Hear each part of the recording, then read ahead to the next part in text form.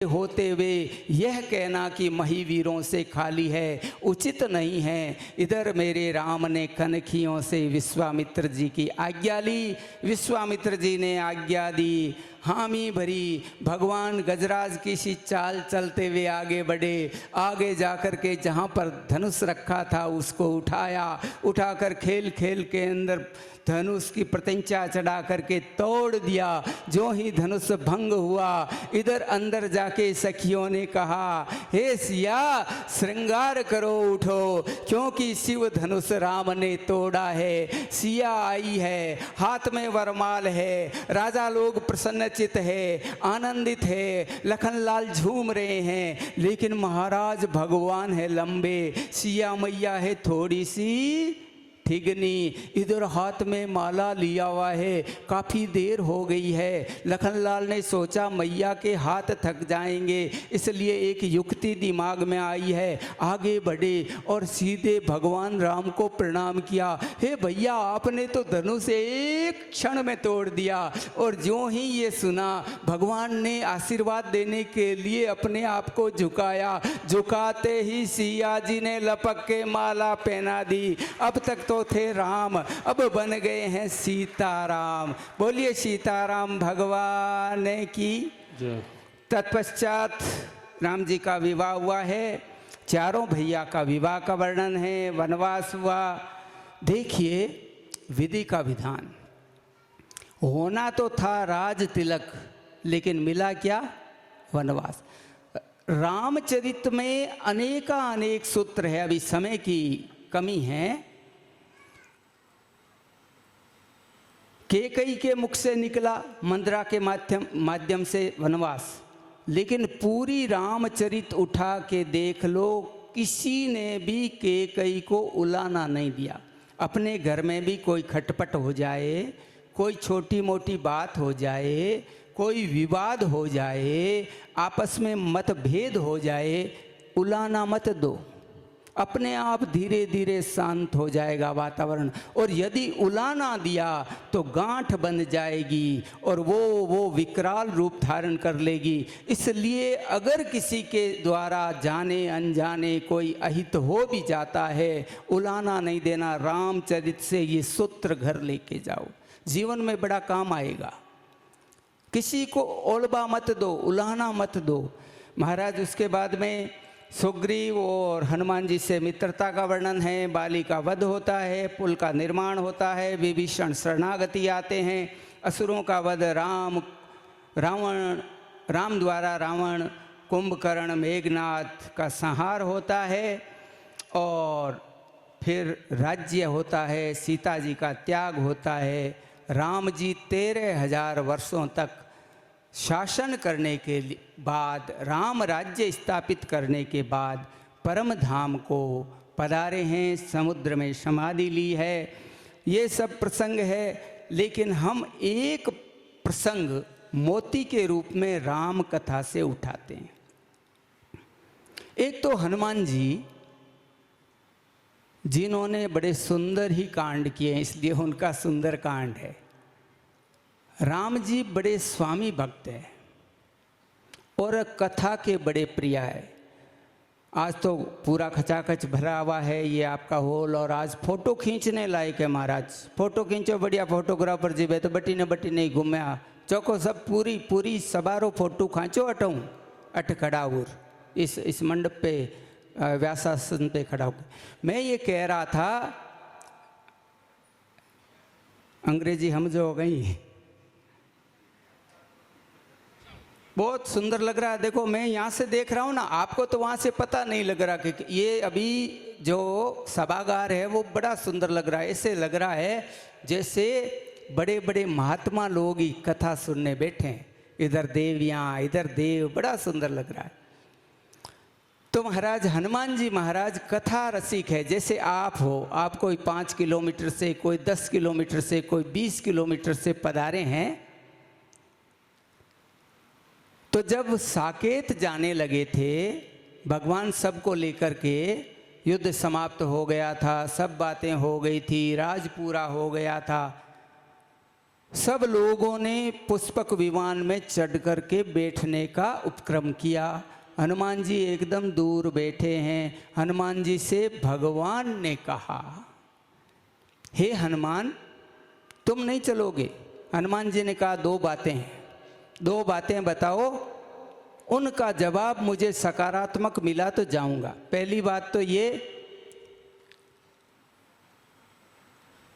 कि साकेत में यानी वैकुंठ में सह शरीर जाया जा सकता है क्या? राम जी ने कहा, ना ना, सह शरीर नहीं जाते, वहाँ शरीर सहित नहीं जा सकते। लेकिन तू शरीर का क्यों कह रहा है? वो इसलिए कह रहा हूँ महाराज कि जब मैं सिया जी की सुधि लेके आया था तब आप इतने गदगद हुए थे, मेरे पे कृपा की थी। आपने इधर उधर देखा था मैं कौन सा उपहार दूं, लेकिन कोई उपहार मेरे योग्य प्रतीत नहीं हुआ, तो आपने उपहार स्वरूप मुझे आलिंगनबद्ध कर लिया था, अपने शरीर का मुझे आलिंगन दिया था। तो जिसके शरीर से भगवान का आलिंगन हो जाए उस शरीर को मैं छोड़ना नहीं चाहता, इसलिए साकेत अपने पास रखो। और दूसरी बात है, भगवान, क्या वहाँ आपकी कथाएं मिलेगी? भगवान ने कहा, नहीं मिलेगी। तो महाराज, जब आपकी कथा नहीं तो वहाँ जाना नहीं। हनुमान जी चिरंजीवी बन गए और यहाँ पर सप्त चिरंजीवियों में सबसे अग्रणी बन करके हम सब का भला कर रहे हैं, कृपा कर रहे हैं। तो मेरे भाई बहन, भगवान बहुत ही, हनुमान जी महाराज है वो स्वामी भक्त है। वो मांग वाला और वो प्रसंग आपने खूब सुना हुआ है और अन्य भी सुने हुए हैं। आइए एक मोती को उठाते हैं। ये हनुमान जी से सीख लेनी चाहिए स्वामी भक्ति की, स्वामी भक्ति और भगवान का गुणानुवाद सुनने की वृत्ति। एक बहुत सुंदर पात्र है जिसका नाम है सबरी। आहा, काली कुरूप छोटी सी अवस्था में अपने गुरु के पास आ गई। एक कथा में तो ऐसा आता है, विवाह हो रहा है, विवाह नहीं करना चाहती थी, भाग करके एक कुटिया में आई। मतंग ऋषि का वो आश्रम है, उस आश्रम में वो रहने लगी, झाड़ू बुहारी करने लगी, गुरुजी गुरुजी गुरुजी करने लगी। और गुरुजी ने भी उसको बेटी बेटी कह के बड़ा दुलार दिया है, शिष्य से अधिक बेटी माना है। समय बीता, मतंग ऋषि ने एक दिन उसे कहा, हे बेटी, प्रतीक्षा करना, एक दिन तेरी झोंपड़ी में राम आएंगे, एक दिन भगवान आएंगे। गुरु के बात को एकदम अटल मान करके, गुरु की बात पर दृढ़ एकदम विश्वास करके वो महाराज झाड़ू बुहारी करती है। अपने आश्रम की तो करती ही है, अन्य जो कुटिया आश्रम है उनकी भी करती है। और धीरे धीरे समय बीता, गुरुजी ने शरीर छोड़ दिया। शरीर छोड़ते वक्त भी यही कहा था, एक दिन तेरी झोंपड़ी में, तेरी कुटिया में राम आएंगे। महाराज बात को पक्का कर लिया। वो डोकरी हो गई, वृद्धा हो गई, अनेक वर्ष बीत गए, आंखें एकदम धीरे से रोशनी कम होने की ओर अग्रसर हो गई, जर्जर शरीर हो गया, हाथ में लकुटी आ गई, लेकिन मन में अभी भी विश्वास है, मेरे राम आएंगे आएंगे। और एक दिन वो आया जब भगवान उसकी कुटिया में आए ही नहीं, नवदा भक्ति का वहाँ पर प्रवचन भी किया और न केवल ज्ञान दिया बल्कि उसके बेर भी खाए, क्योंकि सबरी हमेशा चक करके बेर रखती थी। एक दिन न जाने कब मेरे राम आ जाएं, मैं मीठे मीठे बेर खिलाऊंगी। और महाराज सबरी ने वहाँ पर चुन चुन करके एक टोकरी में बेर इकट्ठे किए हैं, रोजाना लाती है ताजे ताजे, दूसरे दिन उन बेरों को फेंक देती है, फिर ताजे लाती है। और एक दिन वो समय आया, उसके सद्भाग्य का उदय होना हुआ, करोड़ों जन्मों के पुण्य उसके उदय हुए और सबरी के झोंपड़ी में मेरे भगवान आए, लक्ष्मण के साथ आए और वहाँ पर सबरी ने उसे बिठाया।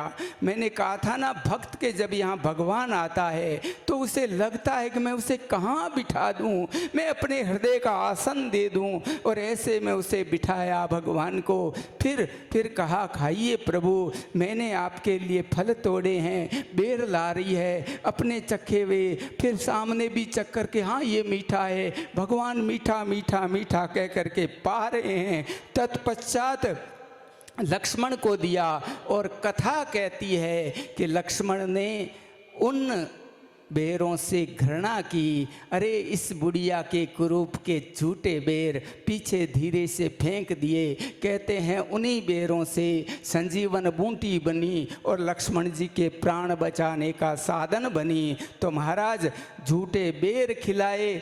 और भगवान ने विदुर को कहा था उस प्रसंग में, जब वो सलबा कदली के छिलके खिला रही थी, तब कहा था 2 बार ही जीमा हूँ, भर पेट केवल 2 बार भोजन किया है। एक बार जब विदुरानी ने केले के छिलके खिलाए थे और एक बार जब सबरी ने झूठे बेर खिलाए थे। क्या मुझे 56 भोग नहीं चाहिए, मुझे 56 भोग की आवश्यकता नहीं, मुझे तो केवल और केवल प्रेमा भक्ति की, निश्चल मन की, आप केवल मन दे दो। देखो भगवान के पास बड़ी सुंदर आँखें हैं, सुंदर कान हैं, सुंदर चिबुका है, सुंदर नासिका है, सुंदर वक्षस्थल है, सुंदर चरण हैं, सब कुछ है, लेकिन मन नहीं है। भगवान कहते तू मेरा मन मुझे अर्पण कर दे। और मन भी कैसा?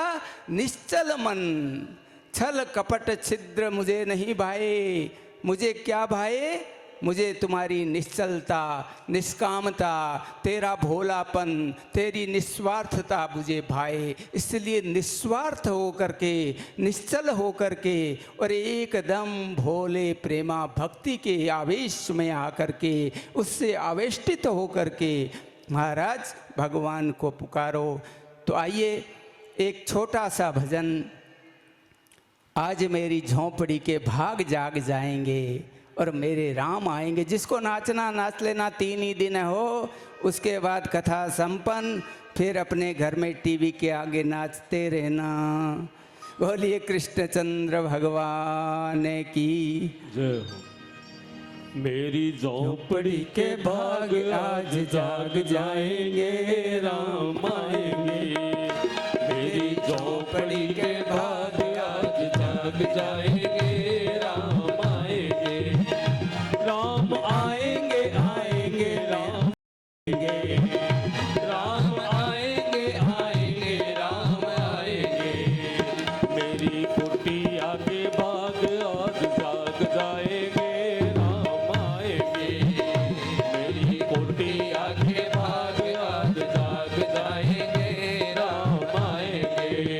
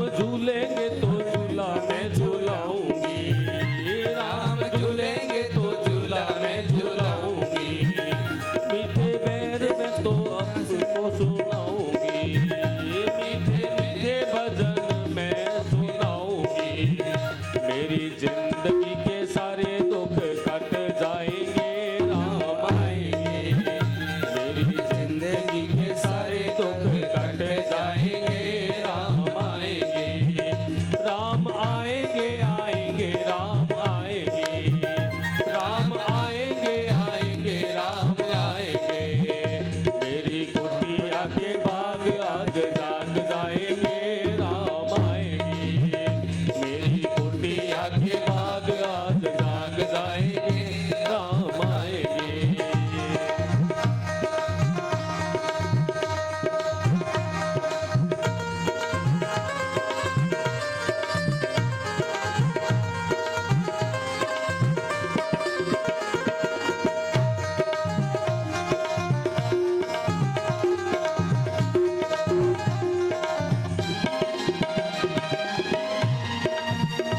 मैं तो रुच रुच भोग लगाऊंगी, मैं तो रुच रुच भोग लगाऊंगी, मीठे मीठे बैर प्रभु को खिलाऊंगी, मीठे मीठे बैर प्रभु को खिलाऊंगी, गुरु कृपा से ही बाग आज जाग जाएंगे, राम आएंगे, गुरु कृपा से ही बाग आज जाग जाएंगे, राम आएंगे, राम आएंगे आएंगे राम आएंगे, राम आएंगे आएंगे राम आएंगे, मेरी झोपड़ी के बाग आज जाग जाएंगे, राम आएंगे, मेरी झोपड़ी के बाग आज जाग जाएंगे, राम आएंगे, मेरी झोपड़ी के बाग आज जाग जाएंगे, राम आएंगे।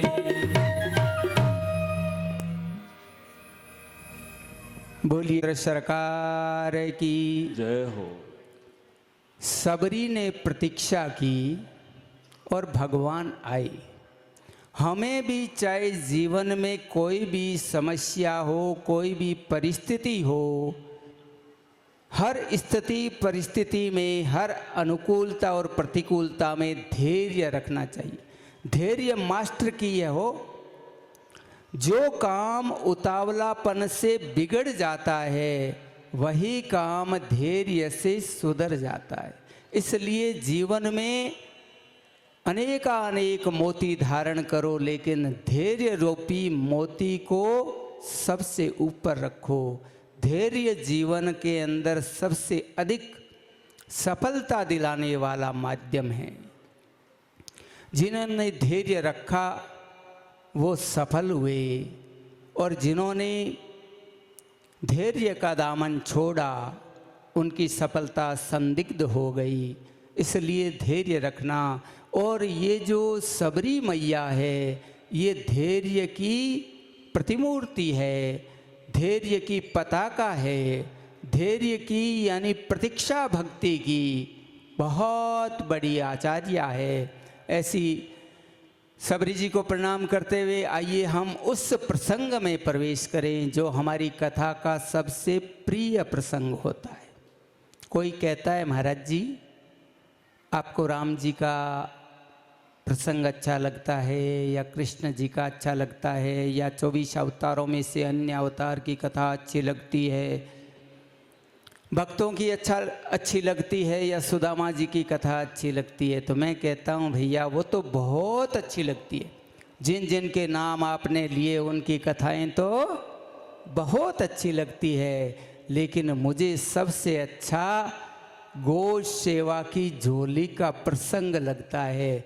तो अपने आप को तैयार कर लो, बटुए है ना वो बाहर निकाल लो। किसी के पर्स में है, किसी के बैग में है, किसी भाई के चोले की जेब में है, किसी के पैंट की जेब में है। रुपए बाहर निकाल के रखो। आपके पास में कार्यकर्ता आएंगे, 4-5 कार्यकर्ता खड़े हो जाओ भैया। पंडित जी हाँ ये सब खड़े हो जाओ और बेड शीट लेके आओ। आज रात को बोला था ना हनुमान जी रा भगत हो गई, जगह हुई जागो, पहले ध्यान नहीं रखो। तो भाई हैं? तैयार है तो लेके आओ फिर। छोटा छोटा थैला रे मायने तो भाई जी टाइम ज़्यादा लागी। चदरे लाओ ना। आज़ाद हुआ था अंग्रेज़ों की दास्ता से, तब बहुत कम कत्ल खाने थे, लेकिन आज उनकी संख्या बहुत बढ़ गई है। गौ माता इस धरती पर हमारी संस्कृति का प्राण है। नंदू भैया, गौ माता भारतीय संस्कृति का आधार है, इस भारतीय संस्कृति का मेरुदंड है, और गौ सात्विकता का पुंज है। गौ में जो भी है, गौ का दूध, गौ का घी, गौ का गोबर, गौ का दही, गौ की छाछ, गौ का मूत्र, ये समस्त पदार्थ बहुत पवित्र है और सात्विकता प्रदान करने वाले हैं। अगर कोई गौमूत्र का तिलक करे, ध्यान से सुनना, तो उसके कोई भी शत्रु नहीं होता, वो अजात शत्रु बन जाता है। गाय के गोबर में जितने भी कीटाणु हैं, विषाणु हैं, उनको समन करने की शक्ति होती है। आपने देखा होगा जब कोई मृत्यु को प्राप्त हो जाता है तो घर के आंगन में उस शव के नीचे गोबर का लेप करते हैं। तो महाराज, गौ माता हमारी धरती की वो तत्व है जिसके लिए गोपाल प्रकट हुए। अभी कन्हैया आने वाला है और कन्हैया वास्तव में गौ सेवा की प्रेरणा देने के लिए ही आया है। भगवान का अवतार गौ सेवा की महिमा को बढ़ाने के लिए और इस जगत को महिमा बताने के लिए हुआ है। ये गोविंद कहलाए, गोपाल कहलाए, जिनका सीधा सीधा अर्थ है गायों को पालने वाला, गायों का रक्षक। तो ऐसे भगवान श्री कृष्ण की आराध्या, देखो भगवान हमारे आराध्य है, लेकिन भगवान की भी आराध्य है, उसका नाम है गौ माता। तो गौ माता की सेवा गौशालाओं में हो रही है। आप जो घर में रख सकते हैं, घर में भी गायों को रखना चाहिए। आइए एक भजन के माध्यम से कि गौ माता की क्या दुर्दशा हो रही है हम सुने। तब तक झोली आपके पास आ रही है। अपने मुक्त हस्त से देना हो, ज़्यादा से ज़्यादा देना, और आज ज़्यादा दोगे तो भगवान आपको अनंत गुना करके लौटाएगा। गौ माता अगर 1000 रुपये दोगे तो लाख रुपए से कम तो वापस देगी नहीं। इसलिए जितना हो सके, और इस पैसे के हम हाथ नहीं लगाते, ध्यान से सुनना, ये रुपए हम नहीं ले जाते, हमारी व्यासपीठ तक भी नहीं आ सकता। जिस दिन बंटाएंगे उस दिन बंद लिफाफे में अंगुली लगाता हूँ, उससे पहले नहीं हाथ लगाता। अब तक देश के 75 गौशालाओं को 7 राज्यों की कई करोड़ रुपए और कई स्थानों पर गौशालाएं असम में, उड़ीसा में, राजस्थान में खुली है। तो मैं इतना ही कहना चाहूँगा, यहाँ ताराचंद जी जैसे गौसेवी भी बैठे हैं। बाबूलाल जी ने भी ज़मीन दी थी मडला में, ताराचंद जी उसका संचालन कर रहे हैं। लाखों रुपए अपने पास से प्रतिवर्ष लगाते हैं। पूरे गांव का समय समय पे सहयोग मिलता है, लेकिन जितना भी रुपए कम पड़े उस सेवा में, वो ताराचंद जी और हीरू भाई अपने पास से लगाते हैं। बहुत बड़ी बात है। हम सभी गौ सेवियों का बहुत बहुत अभिनंदन करते हैं, क्योंकि गौ सेवा जो करेगा उसके जीवन में कभी कमी नहीं होगी। आगे अगर समय मिलेगा तो बताऊंगा। लक्ष्मी कहाँ है? गोबर में। और गोमूत्र में कौन है? गंगा। अगर गंगा जी को एकदम पास में ही प्राप्त करना हो तो गोमूत्र का थोड़ा सा टीका लगा लो। और जब आप चाहो कि लक्ष्मी जी की कृपा बढ़ती रहे तो घर में गाय की सेवा करो। और वो जो गोबर करेगी ना, उस गोबर में अनेकानेक गुण है। उसका उपला होता है ना, उसको आप उसके ऊपर थोड़ा सा धूप रख करके जलाओ। जितनी मात्रा में ऑक्सीजन गाय के गोबर का उपला देता है, उतना ऑक्सीजन किसी तत्व में नहीं है। प्राण दाता है, प्राण वायु सबसे अधिक गोबर में है। तो इसलिए आप गाय की सेवा करें। एक भजन के माध्यम में आज ये सुनते हैं। इस पापी युग में गौ माता का कोई कोई रखवाला जय गोविंद गोपाला जय गोविंद गोपाला इस पापी युग में गौ माता का कोई कोई रखवाला जय गोविंद गोपाला जय गोविंद गोपाला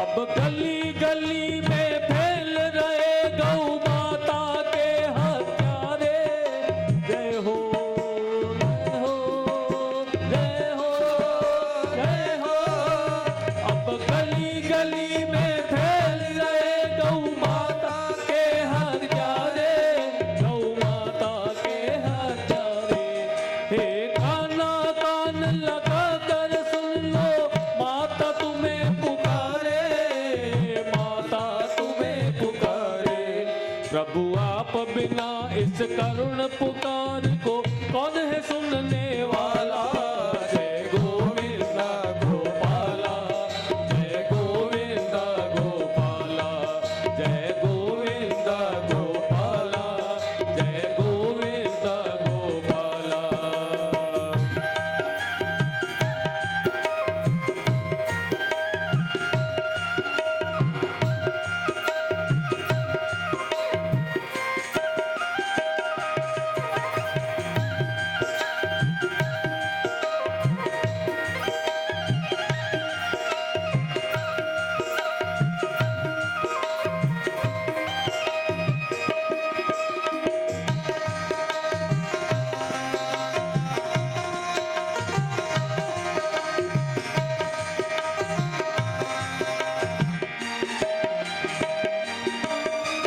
नंद बाबा की आन तुम्हें सौगंध यशोदा माँ की जय हो जय हो जय हो जय हो हे नंद बाबा की आन तुम्हें सौगंध यशोदा माँ की सौगंध यशोदा माँ की परित्राण करो गोदन फिर से परित्राण करो गोदन फिर से है सजो मनोहर जाकी सजो मनोहर जाकी गौ हत्यारों का दमन करो गौ हत्यारों का दमन करो या देव देश निकाला जय गोविंद गोपाला जय गोविंद गोपाला जय गोविंद गोपाला जय गोविंद गोपाला इस पापी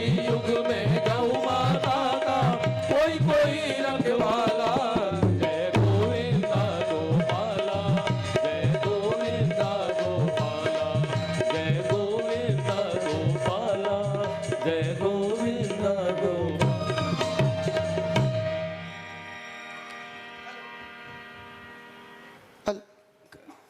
बैठ जाओ।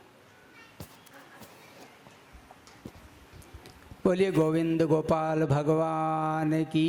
जय आरती से पहले आपको अवसर मिलेगा, उससे पहले कथा के बीच में केवल सुनने का काम। एक बार जोरदार अध्यक्ष जी के लिए तालियां बजाओ भाई। नए है ना, इसलिए लेकिन बहुत अच्छी भावना से सूचना देना चाहेंगे जो थोड़ी देर बाद दे देंगे। अभी ये जो झोली है इसका रुपए कल बताएंगे ये लोग जो गिन करके कि भाई कुल कितनी राशि हुई है गौशाला के लिए। फिर ये निर्णय ले लेंगे आयोजन समिति कि किस प्रकार से किस गौशाला को देना है। तो बहुत ही अच्छा लगता। आओ अब उस प्रसंग में तेजी से चलते हैं जिसमें भगवान श्री कृष्ण का प्राकट्य है। पहले तो संक्षेप में सुखदेव जी ने राजा परीक्षित को सुनाया, लेकिन उन्होंने कहा नहीं महाराज, कथितो वंश विस्तारो भवतां सोम सूर्ययो राज्ञां चोभय वंश्यानां चरितं परमाद्भुतम्। आपने वंशावली बहुत सुनाई, सूर्य वंश की सुनाई, चंद्रवंश की सुनाई, लेकिन बंसी वाले की कथा नहीं सुनाई। और एक बात और, इतनी संक्षेप में नहीं सुनूंगा मैं, मुझे तो विस्तार से सुनाइएगा। क्यों? क्योंकि कृष्ण से मेरा सीधा संबंध है, उन्होंने ही गर्भ में मेरी रक्षा की है। और फिर मुझे ये बताइए, माँ बड़ा प्यारा शब्द होता है, ध्यान से सुनना, माँ बड़ा प्यारा शब्द होता है, लेकिन 2 बार माँ माँ आ जाए तो क्या बनता है? मामा। तो अपने ही मामा को कंठ मिठाई क्यों दे दी, ये बताइए। और फिर मैंने सुना है बलदाऊ, एक ही बलदाऊ 2 माँओं के बेटे कैसे हुए, इन सब बातों को बताओ। तो महाराज विस्तार से बताया है कि आहुक के 2 पुत्र हैं, देवक और उग्रसेन। देवक के 4 पुत्र हैं, 7 पुत्रियां हैं, जिसमें एक देवकी भी है। उग्रसेन के लड़के हैं जिनका नाम है कंस। तो महाराज देवक की 7 बेटियों का विवाह वसुदेव जी से हुआ है, जो कि कृष्ण के पिता है। इधर धरती पर पापाचार बढ़ गया, अत्याचार बढ़ गया, चारों ओर से एकदम सब लोग व्यथित दुखित हो गए। तो धरती गाय का रूप बना करके ब्रह्मा जी के पास गई। ब्रह्मा जी समस्त देवताओं को और गाय के रूप में आई हुई धरती को भगवान के पास ले गए, पुरुष सूक्त से स्तुति की। तो अन्य देवताओं को तो नहीं सुनाई दिया, लेकिन ब्रह्मा जी को सुनाई दिया। और भगवान ने कहा कि वसुदेव गृहे साक्षात भगवान पुरुष परे, मैं वसुदेव के घर में आऊँगा। घर का अर्थ यहाँ है गृहिणी। मैं वसुदेव की पत्नी देवकी के गर्भ में आऊँगा, और आप भी सब देवता लोगों वहाँ जाओ, ब्रजमंडल में कोई गोपी बन जाओ, और देवताओं आप गोप बन जाओ, ग्वाले बन जाओ, कोई लता पता बन जाओ, कोई कदम की डार बन जाओ, कोई यमुना का जल बन जाओ, कोई महाराज धेनु बन जाओ, कोई नंद बाबा की धेनु, कोई लकुटी बन जाओ, कोई गोवर्धन का पाषाण बन जाओ। ऐसे सबको कहा और आकाशवाणी शांत हुई। इधर देवकी का विवाह वसुदेव जी से हुआ, विवाह पूर्ण हुआ। तो कंस है ना, जो देवकी चचेरी बहन है, लेकिन बेटी की तरह मानता है, इसलिए रथ में बिठा के खुद छोड़ने जा रहा है। लेकिन ज्यों ही छोड़ने जा रहा है ना, बड़ा प्रेम से देख रहा, मेरी बेटी है, बहन नहीं बेटी है, लेकिन है दुष्ट। अपने बाप को कारागार में डाल दिया, उग्रसेन को, अत्याचारी है, लेकिन देवकी पर ज़्यादा ही प्रेम करता है। इतने में ही आकाशवाणी हुई, और उस आकाशवाणी ने कहा कि अस्यास्त्वाम अष्टमो गर्भो हंताया वहसे बुदे।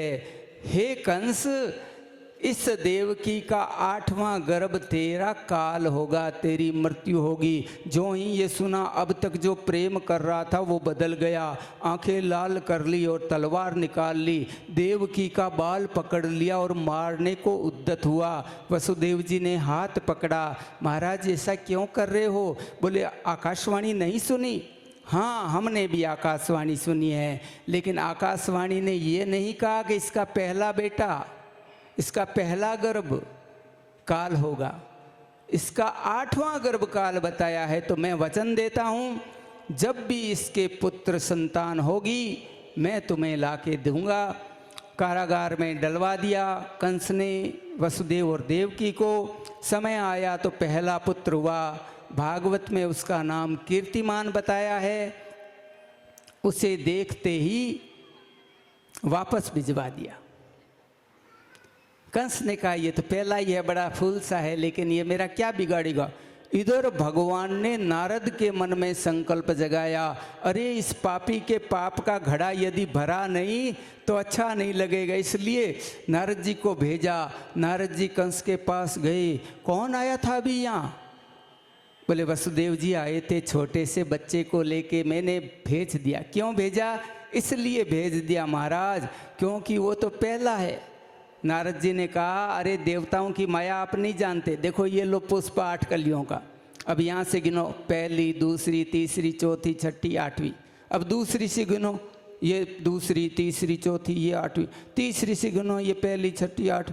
अरे कोई भी पहला हो सकता है और कोई भी 8वां हो सकता है, रिस्क नहीं लेना। ठीक है, क्या करें? अरे इसे वापस बुलाओ। तो उस छोटे से बालक को शिला पे पटक के मार दिया। ऐसे ऐसे करके एक एक करके 6 को मारा। 7वें की बारी आई। इस बार बलराम जी आ रहे हैं। अरे महाराज, जो रामावतार में लक्ष्मण बने थे, बलराम जी ने कहा इस बार भेजो तो बड़ा बना के भेजना, क्योंकि रामावतार में छोटा भेजा था। तो महाराज मेरी इच्छा तो सेवा करने की होती थी, लेकिन आप कह देते थे लखन अब बहुत हो गया, सो जा, थक गया होगा, विश्राम कर ले। महाराज मेरे मन में ही रह गई आपकी सेवा की, इसलिए इस बार आदेश देने वाला बना के भेजना, बड़ा बना के भेजना। अगर जाऊं तो बड़ा बन के जाऊं। भगवान ने कहा इसीलिए तो 7वें गर्भ के रूप में भेज रहा हूं, बड़ा बना के भेज रहा हूं। अब 7वें गर्भ में आए हैं। इतने ही भगवान ने देखा, अरे यहाँ पर कंस से खतरा हो सकता है, इसलिए योग माया से कहा जाओ और आकर्षित करके देवकी के गर्भ से रोहिणी के गर्भ में पहुंचा दो। तो महाराज ये 7वां गर्भ जो बलराम जी है, वो देवकी के गर्भ से आकर्षित करके रोहिणी के गर्भ में पहुंचाए गए। इधर महाराज हल्ला हो गया, गर्भ गिर गया। कंस ने देखा मेरे से डरते हुए मेरा काल आया ही नहीं। अब 8वें की बारी है। ज्यों ही 8वें गर्भ में भगवान आए, देवकी का गर्भ एकदम देदीप्यमान हो गया, चेहरा चमकवान हो गया। भक्त लोग देखते ही नहीं थकते और शत्रु लोग नजर गड़ा पाते नहीं, ऐसा बड़ा दिव्य चेहरा। और जब गर्भ आया तो वहाँ पर गर्भ स्तुति की है। गर्भ ने एक बार भगवान से कहा था, हे भगवान मुझे सभी निकृष्ट निकृष्ट कह रहे हैं, इसलिए मुझे भी कुछ सम्मान दिलाओ ना। तो भगवान ने कहा जब मैं देवकी के गर्भ में आऊँगा तो ये सारे देवता लोग तुम्हारी स्तुति करेंगे। श्रीमद् भागवत में इसे गर्भस्थ स्तुति कहते हैं। गर्भस्थ स्तुति, गर्भ की स्तुति। और क्या कहते हैं, भागवतकार लिखते हैं कि सत्यव्रतम सत्यपरम त्रिसत्यम सत्यस्य योनिम निहितम च सत्ये सत्यस्य सत्यमृत सत्यनेत्रम सत्यात्मकम ताम शरणम प्रपन्नः। 9 बार सत्य सत्य सत्य कह करके गर्भ की स्तुति की गई है। हे भगवान आप सत्य में स्थापित, सत्य ही आपका आधार, आपसे ही सत्य है, आप ही सत्य रूप है, ऐसे कहा है। और उसके बाद में कारागार में समय आया है, भादों का महीना है, अष्टमी तिथि है, हल्की हल्की वर्षा हो रही है, बिजलियां चमक रही है। महाराज रोहिणी नक्षत्र आ गया है, बुधवार का दिन है। आहा, ऐसे समय में पहले भगवान कारागार में प्रकट हुए हैं। सशंक चक्रम सकरीत कुंडलम सपीत वस्त्रम सरसिरुहेक्षणम सहार वक्षस्थल कौस्तुभश्रियम नमामि विष्णु शिरसा चतुर्भुजम। तो महाराज पहले चतुर्भुज रूप में शंख चक्र गदा और पद्म धारण किए हुए भगवान आए, स्तुति की है। उसके बाद में देवकी और वसुदेव ने कहा महाराज जब कोई बेटा जन्म लेता है तो छोटा होता है, आप तो 9 फुट के, अगर किसी के 9 फुट का बेटा आ जाए तो महाराज भीड़ लग जाए, इसलिए छोटे से हो जाओ। भगवान छोटे से हो गए हैं। तत्पश्चात कहा अब ठीक है। बोले ठीक नहीं है, जब बालक आता है तो वस्त्र नहीं होते, नंग धड़ंग होता है, इसलिए वस्त्रों को अंतर ध्यान करो। भगवान ने अंतर ध्यान वस्त्र किए। तत्पश्चात का अब ठीक है, बोले ठीक काहे के हैं, हाथ के अंदर तो है शंख चक्र गदा पद्म, महाराज आयुधों को छोड़ो। तो महाराज भगवान ने आयुध अंतर ध्यान किए, तत्पश्चात का अब ठीक है। बोले ठीक काहे के हैं, ये मुकुट वुकुट धारण किया हुआ है, इसको अंतर ध्यान करो। बोले अब ठीक है। बोले ठीक कहाँ है, आप तो बातें कर रहे हैं जैसे दादाजी करते हैं वैसे। छोटा बच्चा होता है वो तो महाराज रुआ रुआ रोता है, भगवान को रोना आता नहीं। ओम का शब्द भगवान के मुख से निसृत हुआ है। अब भगवान एकदम छोटे से छोटे बालक जैसे हो गए हैं। भगवान ने एक संकेत किया है, ये डलिया में पधरा करके मुझे गोकुल में जहाँ पर यशोदा रहती है, जिसके यहाँ एक कन्या आई है, उस कन्या को ले आओ और मुझे वहाँ पधरा दो। जब भगवान आए तो कौन कौन खुश हुआ, भागवत जी लिखते हैं कि अत सर्वगुणोपेत काले परम शोभनम। सबसे पहले ये काल, ये समय प्रसन्न हुआ, मेरे समय में भगवान आ रहे हैं। फिर दिशाएं प्रसन्न हुई, 10 दिशाएं होती है, पूर्व पश्चिम उत्तर दक्षिण, ऊपर और नीचे, और उन 4 दिशाओं के 4 कोने, कुल 10 दिशाएं, 10 दिशाएं प्रसन्न हुई। मही मंगल हो गई, धरती नाचने लगी और महाराज नदियों का जल प्रसन्न हो गया। नदियां एकदम कल कल करते हुए सलील तरीके से बहने लगी। और विशेष बात ये हो गई कि नदियों में खिलने वाला कमल हमेशा दिन में खिलता है, लेकिन मेरे प्रभु रात्रि में आए हैं और उन्होंने सोचा हमें कब स्वागत का मौका मिलेगा। इसलिए विशेष बात ये हुई कि कमलों ने रात्रि में खिलना प्रारंभ कर दिया है। प्रभु का स्वागत किया है, आप नहीं करोगे क्या? और महाराज उसके बाद में अग्नि प्रसन्न हुई, वायु प्रसन्न हुए, नक्षत्र प्रसन्न हुए, मन निर्मल हो गया। भादों का महीना प्रसन्न हो गया। 8वीं तिथि जिसमें भगवान आ रहे हैं वो प्रसन्न हुए। बुधवार का दिन प्रसन्न हो गया। सब लोग प्रसन्न हैं। इधर भगवान ने कहा डलिया में पधराओ और मुझे गोकुल छोड़ आओ।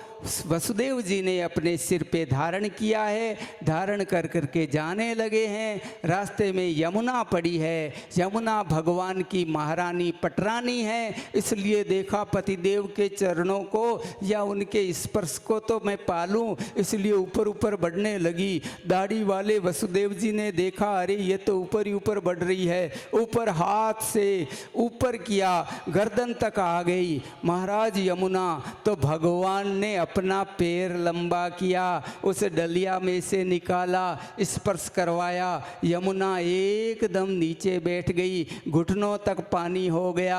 अब गए हैं, रात्रि का समय है, 12 बजे हैं। महाराज वहाँ कोई नहीं है। यशोदा की बगल में योग माया है, उस कन्या को वहाँ पर लिया है, अपने लाला को वहाँ पधराया है। जिस मार्ग से गए थे आ गए, क्योंकि उस कारागार में हथकड़ियाँ थी, बेड़ियाँ थी, पहरेदार पहरा दे रहे थे, लेकिन हथकड़ियाँ बेड़ियाँ सब टूट गई है। पहरेदारों का पहरा है वो नीचे एकदम छूट गया है। ऐसी स्थिति में जब वापस गए तो पहरेदार भी जग गए हैं, हथकड़ियाँ बेड़ियाँ भी लग गई है। और मेरे भाई बहन वहाँ बड़ा सुंदर नज़ारा हुआ है। सुंदर नज़ारा ये हुआ कि जो ही उस योग माया ने रुदन किया तो रुदन करते ही पहरेदार जगे और कंस को सूचना दी। कंस आया, वसुदेव जी ने कन्या को हाथ में दिया। एक बार तो शक पकाया, अगले पल ध्यान आया, अरे अरे ये विष्णु की माया है, इसे छोड़ूंगा नहीं, यही मेरा काल है। लेकिन वो योग माया हाथ से छूटी, आकाश में अष्टभुजी देवी बन गई और वहाँ वो बोली, अरे क्यों करता है मेरे पर आंखें लाल, तुझे मारने वाला पैदा हो गया तेरा काल। तो ऐसी स्थिति में मेरे भाई बहन वहाँ बड़ा सुंदर ये दृश्य हुआ। इधर अब हम चलते हैं गोकुल में, जहाँ पर यशोदा मैया है। और यशोदा मैया वहाँ बड़े भाव से सबका ध्यान रख रही है। 10 बजे हैं नंदा और सुनंदा वहाँ तैयारी कर रही है, नंदे आई हुई हैं, नौकर चाकर दास दासियाँ सब आनंदित है। आज के दिन लाला आने की बात थी। महाराज नंद जी भी बाहर माला फेर रहे हैं। धीरे धीरे समय बीता, 11 बज गए हैं, नौकर चाकर सो गए हैं। 11:15 बजा तो महाराज नंदा सुनंदा भी सो गई। 12 बजे देखा तो क्या हुआ कि यशोदा को भी झोंकड़ी आ गई। बाहर नंद जी झोंकड़ी ले रहे हैं। इधर कन्हैया ने देखा मैं आया और मेरा तो पता ही नहीं है किसी को, कोई स्वागत ही नहीं कर रहा है। तो कन्हैया ने ओम का उच्चारण किया, लेकिन मैया जगी नहीं। कन्हैया ने धीरे से चिकोटी काटी, मैया ने करवट बदली और जो ही देखा करोड़ों नीलमणियों के प्रकाश को फीका करने वाला प्रकाश पुंज है। और मैया बोल उठी, लाला भैया है, लाला भैया है। भगवान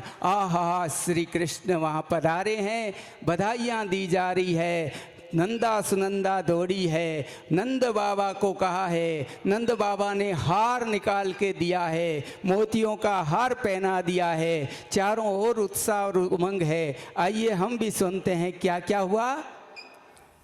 नंद घर आनंद भयो, जय कन्हैया लाल की। टॉफियाँ वगैरह जो बांटनी है बांटिए भैया, टॉफियाँ वगैरह ले आओ। नंदगर आनंद भयो, जय कन्हैया लाल की।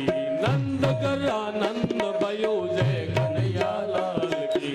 जय कन्हैया लाल की, जय राउ दयाल की।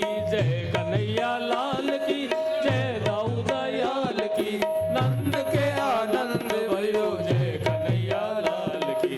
नंद के आनंद भयो, जय कन्हैया लाल की। आदि दिने घोड़ा दिने और दिने पाल की। आदि दिने घोड़ा दिने और दिने पाल की। नंद कर आनंद भयो, जय कन्हैया लाल की। नंद कर आनंद भयो, जय कन्हैया लाल की।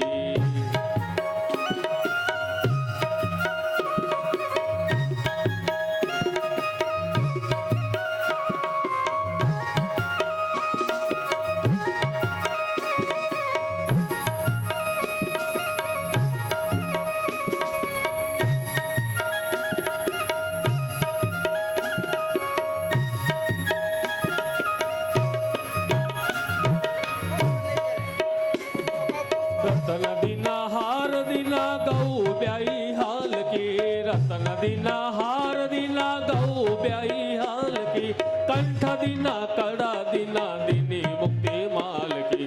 कंठ दीना कड़ा दीना दीनी मुक्ति माल की।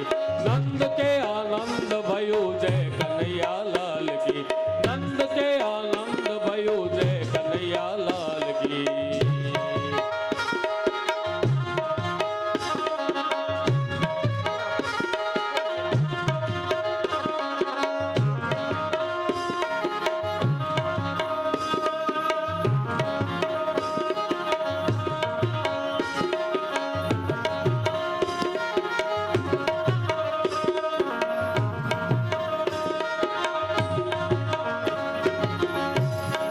कड़े दिने घड़े दिने बिंदी दिनी भाल की।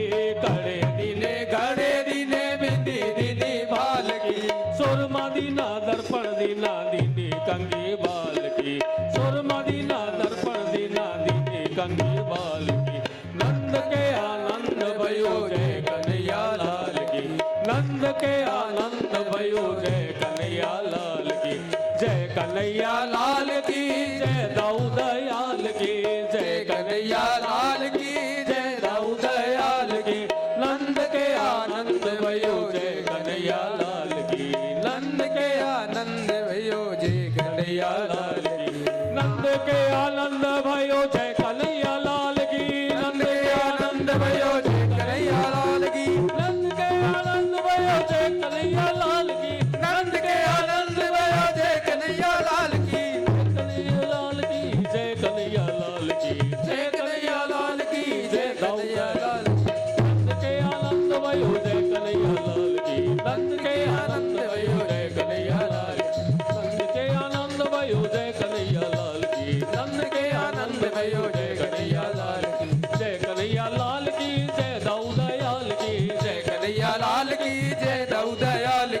नंद के आनंद भयो जय कन्हैया लाल की नंद के आनंद भयो जय कन्हैया लाल की नंद के आनंद भयो जय कन्हैया लाल की नंद के आनंद भयो जय कन्हैया लाल की नंद के आनंद भयो जय कन्हैया लाल की नंद के आनंद भयो जय कन्हैया लाल की नंद के आनंद भयो जय कन्हैया लाल की नंद के आनंद भयो जय कन्हैया लाल की नंद के आनंद भयो जय कन्हैया लाल की नंद के आनंद भयो जय कन्हैया लाल की नंद के आनंद भयो जय कन्हैया लाल की जय कन्हैया लाल की जय दाऊद दयाल की जय कन्हैया लाल की जय दाऊद दयाल की नंद के आनंद भयो जय कन्हैया लाल की नंद के आनंद भयो जय कन्हैया लाल की नंद के आनंद भयो जय कन्हैया लाल की नंद के आनंद भयो जय कन्हैया लाल की जय आनंद भयो जय कन्हैया लाल की।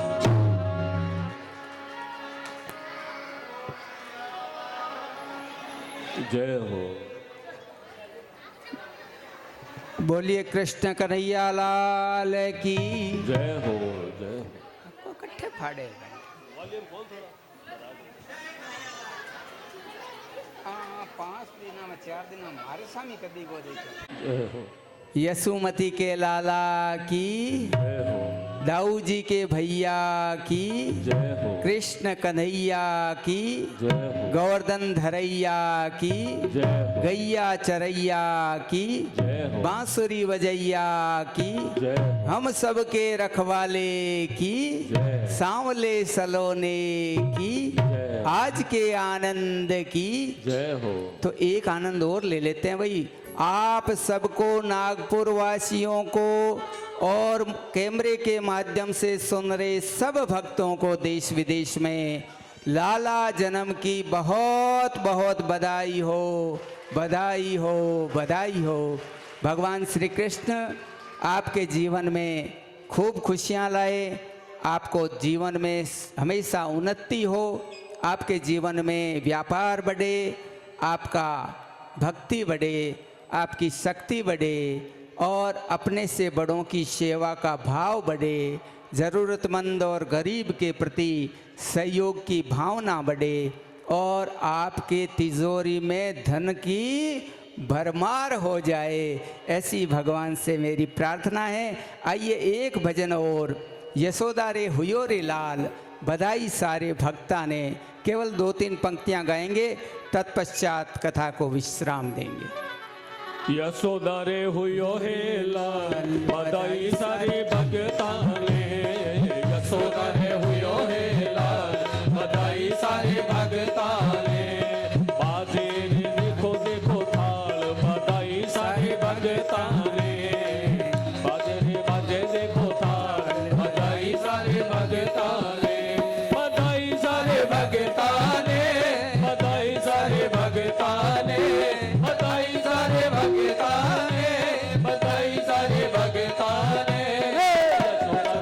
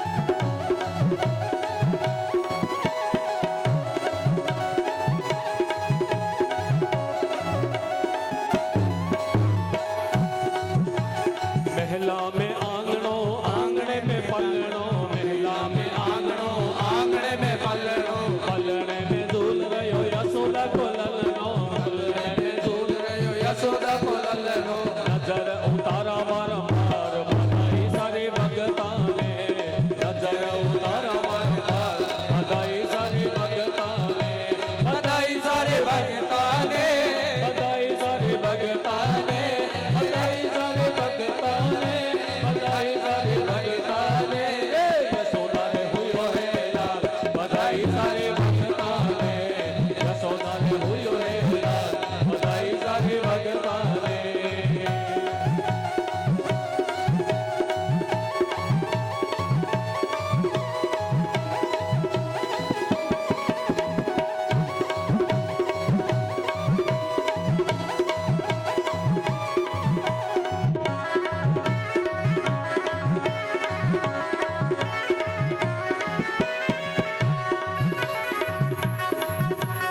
चालो जी चालो अपन नंद जी के चाला चालो जी चालो अपन नंद जी के चाला बालक तुझर सुतारो गाला बालक निरक सुतारो गाला आवो सजावा पूजा ताला बधाई सारे भगता ने आवो सजावा पूजा ताला बधाई सारे भगता ने बधाई सारे भगता ने बधाई सारे भगता ने बधाई सारे भगता ने बधाई सारे भगता ने यशोदा रे हुयो है लाल बधाई सारे भगता ने यशोदा रे हुयो है लाल बधाई सारे भगता ने बधाई सारे भगता ने बधाई सारे भगता ने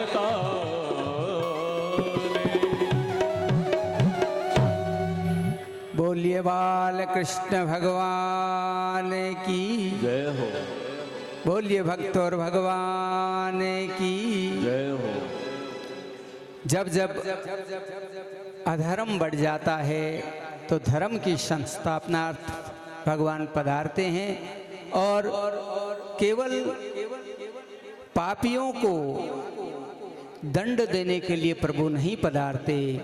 पापियों को तो दंड देते ही हैं, लेकिन भक्तों का आनंद बढ़ाने के लिए भगवान पधारते हैं।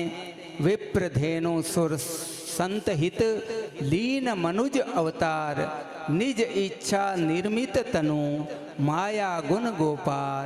अपनी गायों के लिए, अपने ब्राह्मणों के लिए, अपने देवों के लिए, अपने संतों के लिए भगवान प्रकट होते हैं। भगवान जन्म नहीं लेते, भगवान अवतार लेते हैं। संस्कृत में अवतरण होना यानी ऊपर से नीचे आना। हालांकि भगवान तो कण कण में है, चप्पे चप्पे जर्रे जर्रे में है, लेकिन वो अदृश्यमान शक्ति दृश्यमान हो जाए उसे अवतार कहते हैं। तो भगवान अदृश्य से दृश्य में आ जाए, खेलने वाला, साथ में बातें करने वाला, नृत्य करने वाला, सारा कार्य करने वाला वो भगवान निराकार जो वेद में है वो साकार बन करके भक्तों की पुकार पे आता है, अधर्म का नाश करता है और भगवान धर्म की स्थापना करते हैं। तो अधर्म का नाश करने के लिए, धर्म की स्थापना करने के लिए और संत जनों को आनंद देने के लिए मेरे प्रभु प्रकट होते हैं। 2 3 4 5 भजन और गवा दें, अटेज रहना है। हाँ, बोरिया बिस्तर लायोडा है अट सुन वास्ते। अभी नवीन जी कह रहे थे, प्रवीण जी, नवीन जी जो भी, एक भजन तो और गवा दो। आप गाओगे?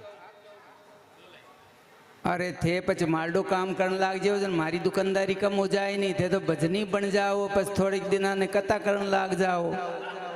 हैं? देखो भजन इनके साथ गा लो। आपको भजन हम गवाएंगे, आपको कौन सा भजन गाना चाहते हैं?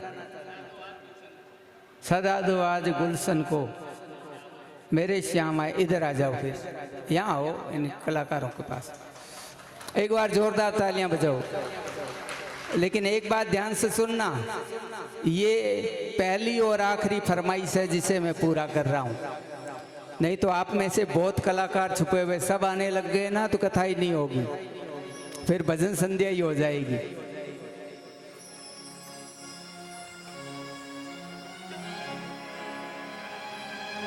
बोली कृष्णचंद्र भगवान की।